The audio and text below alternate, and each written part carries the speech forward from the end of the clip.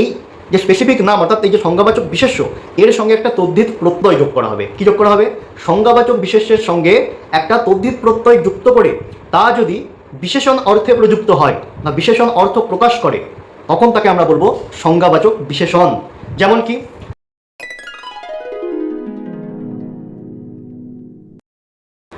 নমস্কার, বাংলা ভাষা ও সাহিত্য ইউটিউব চ্যানেলে আজকে আপনাদের আবার স্বাগত। আমরা আগের দিনের ক্লাসে আলোচনা করেছিলাম পদ প্রকরণের একটি গুরুত্বপূর্ণ দিক, সেই দিকটার নাম হচ্ছে সর্বনাম পদ সম্পর্কে। আমরা তার আগের ক্লাসে বিশেষ্য পদ সম্পর্কে আলোচনা করেছিলাম এবং বলা যায় বিস্তারিতভাবে আলোচনা, উদাহরণ সহ প্রত্যেকটি বিষয় খুঁটিনাটি আলোচনা। এবং যারা এখনও পর্যন্ত ক্লাসগুলো দেখেননি তাদেরকে অনুরোধ করব আমাদের প্লেলিস্টে গিয়ে পদ প্রকরণ বলে যে চ্যাপ্টারটি রয়েছে সেই চ্যাপ্টারের মধ্যে ওই ক্লাস দুটো রয়েছে, আপনারা ভিডিওগুলো দেখে নিতে পারেন। তাহলে আশা করছি যে কোনো প্রস্তুতিমূলক যে পরীক্ষাগুলো, সেই পরীক্ষাগুলোতে যে ব্যাকরণের প্রশ্ন আসে সেই ব্যাকরণের যে প্রসঙ্গটা সম্পর্কে একটা বিস্তারিত ধারণা তৈরি হয়ে গেলে সেই প্রশ্নগুলোর উত্তর করতে আপনাদের খুব একটা অসুবিধা হবে না এবং খুব সহজেই আশা করছি করতে পারবেন। সেই যাই হোক, আজকের বিষয় হচ্ছে মূলত ওই পদ প্রকরণের আরেকটি অংশ নিয়ে। অংশটির নাম হচ্ছে বিশেষণ পদ। বিশেষণ পদ এখন কি সেটা আমরা পদ প্রকরণের যে প্রথম ক্লাসটি করেছিলাম সেই ক্লাসের মধ্যে বিস্তারিতভাবে আমরা আলোচনা করেছি। কি আলোচনা করেছি? যে বিশেষণ পদ হচ্ছে বিশেষ্য পদের দোষ, গুণ, অবস্থা, সংখ্যা, পরিমাণ ইত্যাদি নির্দেশ করবে। অর্থাৎ সেই বিশেষ্যটি বা বিশেষ্য মানে কি? বিশেষ্য মানে আমরা জেনেছি নাম, যে কোনো নাম হতে পারে। সেই বিশেষ্য পদটি কোন কোন দোষে দুষ্ট, কোন গুণে সমৃদ্ধ, বা তার সংখ্যা কত, তার পরিমাণ কত, কোন জিনিসটা ইত্যাদি ইত্যাদি সব বিষয়গুলো সব ওই বিশেষণ পদের দ্বারা নির্ধারণ করা হবে। যেমন একটা সহজ উদাহরণ দিই আমরা। উদাহরণটি হচ্ছে, আমরা যদি বলি যে রাম ভালো ছেলে, তাহলে ছেলে পদটি এবং রাম পদটি দুটো পদই হচ্ছে বিশেষ্য পদ। তাহলে ছেলে পদ বা রাম পদ এই দুটো পদেরই বিশেষণ কি? ভালো, অর্থাৎ গুণ বোঝাচ্ছে ওই ভালো পদটির মধ্য দিয়ে। তাহলে এখানে ভালো হচ্ছে বিশেষণ পদ। বলা হলো যে বরফ শক্ত, তাহলে বরফ হচ্ছে বিশেষ্য আর শক্ত হচ্ছে বিশেষণ, অর্থাৎ বরফের একটা গুণাবলী বলছে। বরফ ঠান্ডা, ঠান্ডা হচ্ছে তাহলে বিশেষণ পদ। আগুন গরম, আগুন হচ্ছে বিশেষ্য, তার সঙ্গে গরম যে কথাটা অর্থাৎ আগুনের একটা অবস্থা বোঝাচ্ছে, আগুনটা এইরকম ধরনের, এই পদটিকেই বলা হবে মূলত বিশেষণ পদ। তবে বিশেষণ পদ শুধুমাত্র এইটুকু জায়গার মধ্যেই সীমাবদ্ধ নয়, কারণ বিশেষণ পদ একাধিক ধরনের হতে পারে। কারণ যেহেতু বলা হয়েছে দোষ বোঝাবে, গুণ বোঝাবে, সংখ্যা বোঝাবে, পরিমাণ বোঝাবে, অবস্থা বোঝাবে, আরও কত কিছু বোঝাবে। অর্থাৎ এত কিছু যখন বোঝাচ্ছে তখন বিশেষণকে একটা নির্দিষ্ট দিক দিয়ে শুধুমাত্র বিচার করে দিলে চলবে না, তার একাধিক শ্রেণীবিভাগ করতে হবে। এই শ্রেণীবিভাগের প্রশ্নেই বা প্রসঙ্গেই আমরা এখন আসব। কি বিশেষণ পদকে মূলত তিনটে ভাগে ভাগ করা হয়। কটা ভাগে? তিনটে ভাগে। কি? নাম বিশেষণ, 2 নম্বর ক্রিয়ার বিশেষণ, আর একটা হচ্ছে বিশেষণের বিশেষণ। তাহলে নাম বিশেষণ, বিশেষণের বিশেষণ, ক্রিয়ার বিশেষণ। এখানে বলে রাখা ভালো, নাম বিশেষণ আসলে কি? নাম বিশেষণ বলতে সর্বনাম পদ সকল শ্রেণীর নামের পরিবর্তে যেহেতু বসে, সেই জন্য নাম বিশেষণকে সর্বনামের বিশেষণও বলা হয়ে থাকে। তাহলে কি বলা হলো? নাম বিশেষণ বলতে কি বুঝবো? সর্বনাম পদ যখন সকল শ্রেণীর নামের পরিবর্তে বসে তখন ওই এই নাম বিশেষণকে সর্বনামের বিশেষণও বলা হয়। আমরা সর্বনামের বিশেষণ কি জানলাম? সর্বনামের বিশেষণ হচ্ছে এই নাম বিশেষণ, ওটাই হচ্ছে সর্বনামের বিশেষণ। কিন্তু এই সর্বনামের বিশেষণের একাধিক ভাগ রয়েছে, কারণ আমরা সর্বনামেরই একাধিক ভাগ পেয়েছি। সেই অনুসারে সর্বনামের বিশেষণও একাধিক রকমের হতে পারে। কি সেগুলো একবার দেখি আমরা। গুণবাচক সর্বনামের বিশেষণ, পরিমাণবাচক সর্বনামের বিশেষণ, সংখ্যাবাচক সর্বনামের বিশেষণ, আবার পূরণবাচক সর্বনামের বিশেষণ, বর্ণবাচক সর্বনামের বিশেষণ, সংজ্ঞাবাচক সর্বনামের বিশেষণ। সংজ্ঞাবাচক সর্বনাম হয় না, সংজ্ঞাবাচক বিশেষ্য হয়, কিন্তু বিশেষণের শ্রেণী বিভাগের মধ্যে সংজ্ঞাবাচক সর্বনামের বিশেষণও পাওয়া যায়। তার সঙ্গে প্রশ্নবাচক সর্বনামের বিশেষণ, আবার উপাদানবাচক সর্বনামের বিশেষণও পাওয়া যায়। সেই সঙ্গে বহুপদময় বিশেষণ, সর্বনামীয় বিশেষণ, আমরা সর্বনামীয় বিশেষণ সম্পর্কে বিস্তারিত আলোচনা করব। সর্বনামের বিশেষণ এবং সর্বনামীয় বিশেষণ এই দুটো বিষয় সম্পর্কে অনেকেরই একটা ধোঁয়াশা রয়েছে, সেই ধোঁয়াশাটা আজকের ক্লাসে কেটে যাবে। যাই হোক, তাহলে আমরা কি বললাম? সর্বনামীয় বিশেষণ। সেই সঙ্গে আমরা বলবো তদ্ধিতান্ত বিশেষণ, কৃদন্ত বিশেষণ, আবার বলবো বিপসামূলক বিশেষণ, ধন্যাত্মক বিশেষণ। তাহলে আমরা একাধিক প্রকারের বিশেষণের কথা জানলাম। এগুলো প্রত্যেকটা হচ্ছে নাম বিশেষণ, এগুলো না বিশেষণের বিশেষণ না ক্রিয়ার বিশেষণ। এখন আমরা আসব গুণবাচক বিশেষণের প্রসঙ্গে। গুণবাচক বিশেষণ বলতে খুব সোজাভাবেই বোঝা যাচ্ছে যে গুণবাচক সর্বনামের বিশেষণ খুব সহজভাবেই বোঝা যাচ্ছে কোনো একটা গুণ বোঝাবে, অর্থাৎ বিশেষ্যের গুণ বোঝাবে। ওই আমরা যে প্রথম উদাহরণটা দিয়েছিলাম, রাম ভালো ছেলে, এটাই হচ্ছে সর্বনাম, ওই গুণবাচক সর্বনামের বিশেষণ, অর্থাৎ এখানে ওই রামের গুণ বোঝাচ্ছে। আরও একাধিক উদাহরণ আছে, আমরা কয়েকটা উদাহরণ দিই, কয়েকটা উদাহরণ দিলেই বুঝতে পারবো। পরিশ্রমী ছাত্র, কৃতি ছাত্র বা পরিশ্রমী ছাত্র, ছাত্র ছাত্রপত্রীর একটা গুণ বোঝাচ্ছে, সে পরিশ্রমী। হ্যাঁ, এরকম একাধিক উদাহরণ রয়েছে। যদি বলি আমরা যে নির্বোধ অজুহাত, আবার যদি বলি মৌলিক সন্দেহ, সন্দেহর গুণ হচ্ছে কি? সে মূল, অর্থাৎ মূল সন্দেহ বোঝাচ্ছে। আবার যদি বলি হিংস্র প্রলাপ, প্রলাপটা কেমন? হিংস্র, হিংস্র হচ্ছে একটা খারাপ গুণ বোঝাচ্ছে। ভালো বা খারাপ গুণ যাই হোক না কেন, সেটা গুণ এই অর্থে। এরপরে আমরা আসব অবস্থাবাচক। অবস্থা বলতে আমরা অবস্থাবাচক সর্বনাম পড়েছিলাম। এই অবস্থাবাচক সর্বনামের বিশেষণ অনেকটা একই ধরনের, অর্থাৎ যে বিশেষ্য পদটি বা সর্বনাম পদটি রয়েছে তার অবস্থা প্রকাশ করবে। কিন্তু কীরকম অবস্থা প্রকাশ করবে? মানে বিশেষণ জনিত অবস্থা প্রকাশ করবে। আমরা উদাহরণ দেখি। আমরা যদি ধনী লোক, তাহলে লোকটা কেমন, তার অবস্থা কেমন? ধনী, তাহলে ধনী হচ্ছে লোকটার বিশেষণ, মিটে গেল। তার সঙ্গে ফুটন্ত দুধ, দুধ ফুটছে, দুধ তার অবস্থা কেমন? সে ফুটন্ত অবস্থায় রয়েছে। আবার যদি বলি গরিব কর্মচারী, কর্মচারী কেমন? কর্মচারী হচ্ছে গরিব, তাহলে তার অবস্থা কেমন? গরিব। সহজ ব্যাপার। তাহলে গুণবাচক অবস্থাবাচক আমরা বুঝে গেলাম। এবার আসবো আমরা পরিমাণবাচক সর্বনামের বিশেষণ। পরিমাণবাচক বলতে যে কোনো ধরনের পরিমাণ বোঝাবে। ওই যে শুধু বিঘে দুই ছিল মোর ভুঁই, শুধু বিঘে দুই ছিল মোর ভুঁই, তাহলে এখানে কত পরিমাণ জমির কথা বলছে? 2 বিঘে বা 2 বিঘা পরিমাণ জমির কথা বলা হচ্ছে। তাহলে জমিটা যদি বিশেষ্য হয় তার পরিমাণটা কত? 2। এরকম একাধিক 1 কেজি চাল, 2 কেজি চাল ইত্যাদি যাই বলি না কেন আমরা, প্রত্যেকটা হচ্ছে পরিমাণবাচক সর্বনামের বিশেষণ, অর্থাৎ একটা পরিমাণ বোঝাবে বিশেষ্যের বা সর্বনামের। এরপরে আমরা আসবো সংখ্যাবাচক বিশেষণ। সংখ্যাবাচক বিশেষণ আরও সোজা, কোনো একটা সংখ্যা বোঝাবে, অর্থাৎ বিশেষ্য বা সর্বনামের সংখ্যা বোঝাবে, সেটাকে তখন আমরা বলবো সংখ্যাবাচক বিশেষণ বা সংখ্যাবাচক সর্বনামের বিশেষণ। যেমন আমরা বলি 1000 বছর ধরে, সেই জীবনানন্দ দাশের কবিতা, 1000 বছর ধরে আমি পথ হাঁটিতেছি। কত বছর ধরে? 1000 বছর ধরে। 1000 তাহলে একটা সংখ্যা বোঝাচ্ছে। তারপরে আমরা বলবো যে 5 ছেলে বা 3 মেয়ে বা যাই বলি না কেন 10 টাকা, তাহলে প্রত্যেকটা একটা সংখ্যা বোঝাচ্ছে। এরপরে আমরা আসবো সংখ্যাবাচক বিশেষণ, পরিষ্কার ধারণা তৈরি হয়ে গেল। এরপর আমরা আসবো পূরণবাচক বিশেষণ। পূরণবাচক জিনিসটা কি? পূরণ সংখ্যাটা কি, মানে পূরণ বিষয়টা কি? পূরণ হচ্ছে মূলত আমরা যে সংখ্যায় যেটা বলি 1, 2, 3, 4, 5 ইত্যাদি, পূরণবাচক অর্থে সেগুলো বলতে হবে 1-এর জায়গায় প্রথম, 2-এর জায়গায় দ্বিতীয়, 3-এর জায়গায় তৃতীয়, 4-এর জায়গায় চতুর্থ। এই প্রথম, দ্বিতীয়, তৃতীয়, চতুর্থ এগুলো প্রত্যেকটাই হচ্ছে পূরণবাচক সংখ্যা। এগুলো প্রত্যেকটাই কি? পূরণবাচক সংখ্যা। তাহলে এইরকম পূরণবাচক বিশেষণ বলতে ওই সংখ্যার জায়গায় যদি আমরা পূরণ বসিয়ে দিই, প্রথম শ্রেণী, শ্রেণী হচ্ছে বিশেষ্য, তার সংখ্যা হচ্ছে, তার পূরণ সংখ্যাটা কি? প্রথম। এরকমভাবে প্রথম, দ্বিতীয়, তৃতীয় যা আসবে সব হচ্ছে পূরণবাচক সর্বনামের বিশেষণ। এরপরে আমরা আসবো সংজ্ঞাবাচক বিশেষণ।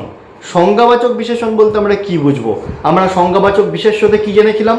যে কোনো একটা জিনিস, যে কোনো জিনিস হতে পারে, নদী হতে পারে, ব্যক্তি হতে পারে বা স্থান হতে পারে, যে এই বিষয়গুলো, এইগুলোর যে স্পেসিফিক নাম তাকে আমরা বলবো সংজ্ঞাবাচক বিশেষ্য। এই স্পেসিফিক নামের যখন বিশেষণ হবে তখন সেটাকে আমরা বলবো সংজ্ঞাবাচক বিশেষণ। তাহলে স্পেসিফিক নামের বিশেষণ বলতে আমরা কি বুঝবো? আমরা কয়েকটা উদাহরণ দিই, তাহলে আরও ধারণাটা আরও পরিষ্কার হয়ে যাবে।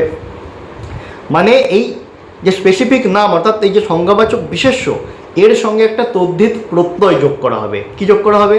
সংজ্ঞাবাচক বিশেষ্যের সঙ্গে একটা তদ্ধিত প্রত্যয় যুক্ত করে তা যদি বিশেষণ অর্থে প্রযুক্ত হয় বা বিশেষণ অর্থ প্রকাশ করে, তখন তাকে আমরা বলবো সংজ্ঞাবাচক বিশেষণ। যেমন কি উদাহরণ হচ্ছে, যদি বলি আমরা যে রাবীন্দ্রিক, রাবীন্দ্রিক কথাটা কেন সংজ্ঞাবাচক বিশেষণ হচ্ছে? রবীন্দ্র একটা লোকের নাম, লোকটাকে আমরা সবাই জানি, তাহলে এই নামের সঙ্গে ইক তদ্ধিত প্রত্যয়টি যুক্ত করা হয়েছে। ইক তদ্ধিত প্রত্যয়টা যুক্ত করে হয়েছে সংজ্ঞাবাচক বিশেষণ। এরকম একাধিক উদাহরণ রয়েছে। আমরা যদি বলি কালিদাসীয়, কালিদাসীয় বলতে কালিদাস যুক্ত ইয়, তাহলে কালিদাস হচ্ছে একটা সংজ্ঞাবাচক বিশেষ্য, একটা নাম বোঝাচ্ছে, তার সঙ্গে ইয় নামক তদ্ধিত প্রত্যয়টি যুক্ত করা হয়েছে। আবার যদি বলি মোগলাই, মোগল যুক্ত আই, তাহলে মোগল হচ্ছে বিশেষ্য সংজ্ঞাবাচক, মোগল একটা জাতির নাম বোঝাচ্ছে। এই সংজ্ঞাবাচক বিশেষ্যটির সঙ্গে আই প্রত্যয়টি যুক্ত হয়ে গেছে সংজ্ঞাবাচক বিশেষণ। অর্থাৎ মোগলাই কথাটির মধ্য দিয়ে আর বিশেষ্য বোঝাচ্ছে না, বোঝাচ্ছে বিশেষণ। তাহলে এই গেল সংজ্ঞাবাচক বিশেষণ। এরপরে আমরা আসব উপাদানবাচক বিশেষণ। উপাদানবাচক বলতে, উপাদান বলতে কোন উপাদান দিয়ে সেটা তৈরি। খুব সোজা আছে, আমরা বললাম কেঠো, কেঠো মানে কাঠের জিনিস, কাঠের তৈরি জিনিস কেঠো, অর্থাৎ কোনো একটা উপাদান দিয়ে তৈরি। তাহলে এইরকম একাধিক যে কোনো উপাদান দিয়ে তৈরি যে কোনো বিষয়, অর্থাৎ কোনো রকম বিশেষ্য পদ, সেই বিশেষ্য পদটি কোন উপাদানে তৈরি বোঝাবে, সেটাকে আমরা বলবো উপাদানবাচক বিশেষণ। কয়েকটা উদাহরণ দেখি। মেটে বাড়ি, অর্থাৎ বাড়িটা মাটির তৈরি, কিন্তু এটা বিশেষণ অর্থে বাড়িটার অবস্থা কেমন, কোন উপাদান দিয়ে তৈরি, মাটি উপাদান দিয়ে তৈরি, অর্থাৎ এটাকে মেটে উপাদানের জন্য বলা হচ্ছে। আবার একই সঙ্গে যদি বলি আমরা কাগুজে নৌকা, কাচের চুড়ি, প্রত্যেকটাই হচ্ছে তাহলে উপাদানবাচক বিশেষণ। এরপরে আমরা আসবো প্রশ্নবাচক বিশেষণ। প্রশ্নবাচক সর্বনাম পড়েছি আমরা আগের দিন, আজকে পড়ব হচ্ছে প্রশ্নবাচক বিশেষণ। তাহলে প্রশ্নবাচক বিশেষণ বলতে আমরা কি বুঝবো? যে এমন একটা পদ থাকবে প্রশ্নবাচক, সেই পদটার মধ্য দিয়ে প্রশ্ন করাও বোঝাবে, আবার সেটা কোনো একটা বিশেষ্য পদের অবস্থা, গুণ, সংখ্যা, পরিমাণ ইত্যাদি যা খুশি বোঝাবে, তবেই তো সেটা বিশেষণ হবে। যেমন কোন বইখানা চাও, কোন বইখানা চাও বলতে বই হচ্ছে এখানে বিশেষ্য পদ, তার বিশেষণ হচ্ছে কোন, প্রশ্নবাচক বিশেষণ। আবার দেখা গেল এই পুরো বাক্যটার মধ্যে একটা প্রশ্ন করাও বোঝালো, তাহলে বইয়ের বিশেষণ হচ্ছে কোন, অর্থাৎ কোন বোঝাচ্ছে, অর্থাৎ বিশেষণ বোঝাচ্ছে একটা। তাহলে এই যে ব্যাপারটা, এটাকে বলা হবে প্রশ্নবাচক বিশেষণ। আরও কটা উদাহরণ দেখি। কেমন মা, কে তা জানে, তাহলে মায়ের বিশেষণ এখানে কেমন, আবার প্রশ্ন করাও বোঝাচ্ছে, তাই এটা হচ্ছে প্রশ্নবাচক বিশেষণ। এরপরে আমরা আসবো বহুপদময় বিশেষণ। আমরা বহুপদময় বিশেষ্য পড়েছি, মানে এক ক্রিয়ার একাধিক কর্তা, আমরা কারকে পড়েছিলাম, বা একাধিক কর্তার একটা ক্রিয়া এরকম পড়েছিলাম। এখানে আমরা পড়বো অনেকটা ওরকম ধরনেরই, কিন্তু একটু আলাদা, বহুপদময় বিশেষণ। অর্থাৎ অনেকগুলো পদ একসঙ্গে যুক্ত হবে, এমনভাবে বাক্যের মধ্যে বসবে সেগুলো যুক্ত হয়ে, যে সেটাকে সবগুলো পদকে একসঙ্গে মিলে একটা বিশেষণ পদ বলে মনে হবে। এটাকে বলা হবে বহুপদময় বিশেষণ। মানে একটা পদ নয়, দুটো তিনটে পদ বা একের ওপরে যে পদগুলো আর কি, সেই পদগুলো একসঙ্গে এমনভাবে বাক্যে ব্যবহার করা হবে যে সবগুলো পদকে একসঙ্গে মনে হবে একটা বিশেষণ। এটাকেই বলা হবে বহুপদময় বিশেষণ। উদাহরণ দেখি আমরা। পিছনে ফেলে আসা দিনগুলো, তাহলে দিনগুলো, দিন হচ্ছে একটা বিশেষ্য, তার বিশেষণ কি বোঝাচ্ছে? পিছনে ফেলে আসা, এটা হচ্ছে বহুপদময় বিশেষণ। আবার একটা উদাহরণ দেখি। আবছায়া দেখিতে পাওয়া বেলাভূমি, কি বললাম? আবছায়া দেখিতে পাওয়া বেলাভূমি, বেলাভূমিটা কেমন? ছায়া দেখতে পাওয়া, তাহলে আবছায়া দেখতে পাওয়া একটা অবস্থা বোঝাচ্ছে, এই পুরো অবস্থাটাই হচ্ছে একটা বিশেষণ। তাহলে দেখা যাচ্ছে এখানে অনেকগুলো পদ একসঙ্গে যুক্ত হলো, আবছায়া, দেখিতে পায়া, প্রত্যেকটা আলাদা আলাদা পদ একসঙ্গে একটা বিশেষণের ভূমিকা পালন করছে, তাই এটিকে বলা হবে বহুপদময় বিশেষণ। এরপরে আসবো আমরা সর্বনামীয় বিশেষণ। সর্বনামীয় বিশেষণ বলতে কি? সর্বনামীয় বিশেষণ এবং সর্বনামের বিশেষণ, এই দুটো প্রসঙ্গ নিয়ে অনেকেরই একটা ধোঁয়াশা তৈরি হয়ে আছে। সর্বনামের বিশেষণ বলতে কি বুঝবো আমরা? সর্বনামের বিশেষণ বলতে বুঝবো যে কোনো সর্বনাম পদ তার আগে অথবা পরে যদি কোনো একটা বিশেষণ পদ যুক্ত হয় তখন তাকে আমরা বলবো সর্বনামের বিশেষণ, অর্থাৎ সর্বনাম পদটির আগে বা পরে বসে সর্বনামের বিশেষণ দিয়ে ওই যে সর্বনাম পদটি তারই অবস্থা, গুণ, সংখ্যা, পরিমাণ প্রকাশ করবে। কিন্তু সর্বনামীয় বিশেষণ বলতে কি? সর্বনামীয় বিশেষণটি হচ্ছে যেটি সর্বনাম পদ সেই সর্বনাম পদটি নিজেই বিশেষণ পদের ভূমিকা পালন করবে, তখন তাকে আমরা বলবো সর্বনামীয় বিশেষণ।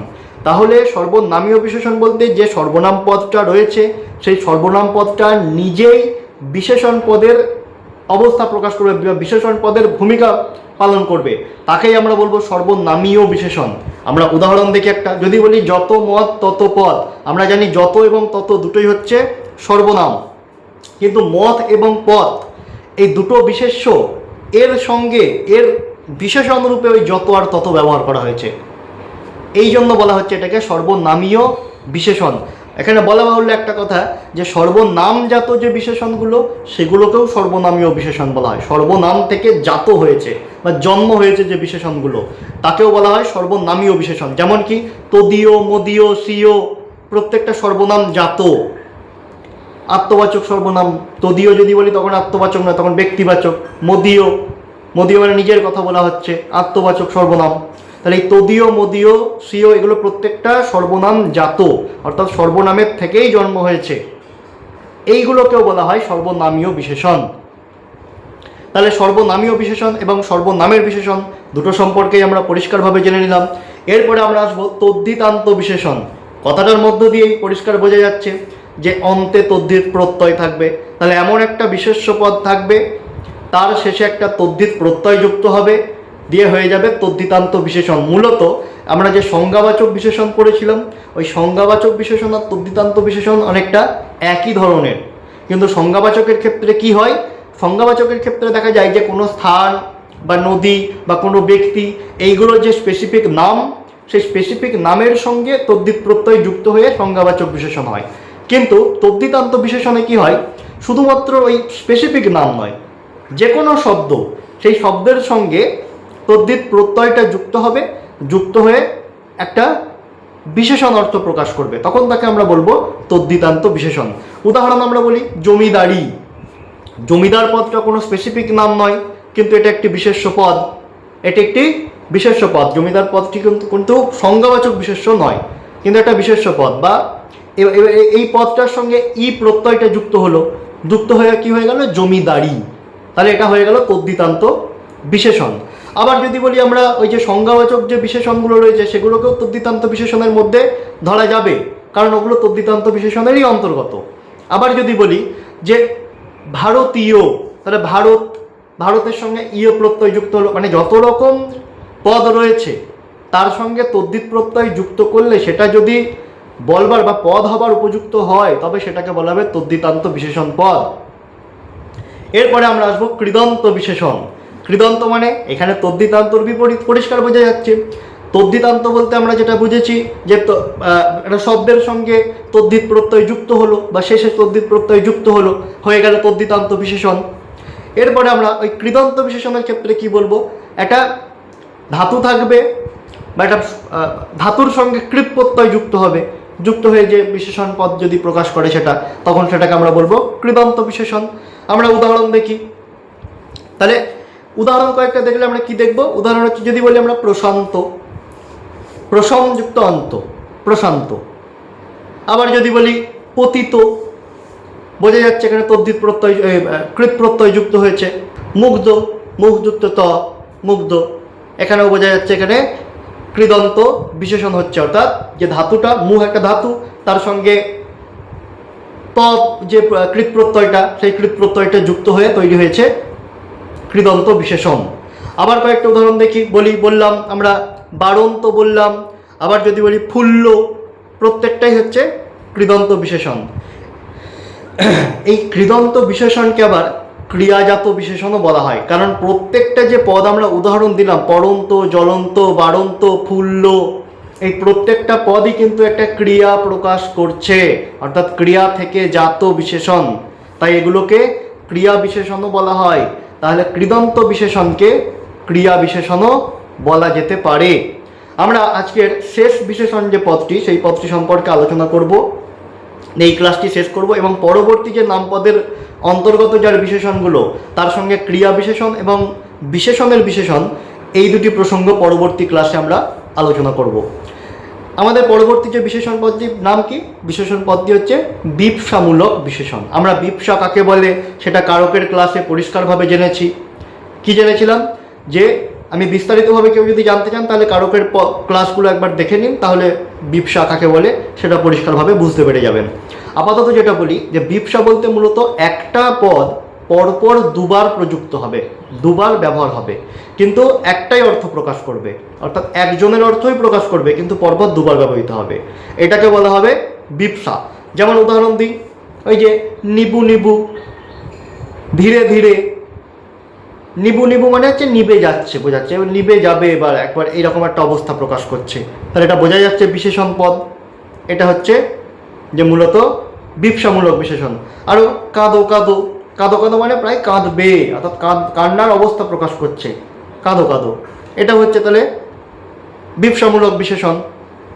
আবার যদি বলি ডুবো ডুবো, যদি বলি পড়ো পড়ো, পালাই পালাই, প্রত্যেকটাই হচ্ছে বিপসামূলক বিশেষণ।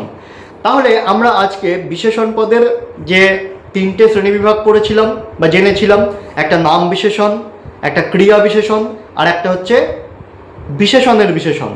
এই তিনটে বিশেষণের মধ্যে নাম পদের আমরা বা নাম বিশেষণের একাধিক শ্রেণীবিভাগের কথা শুনলাম।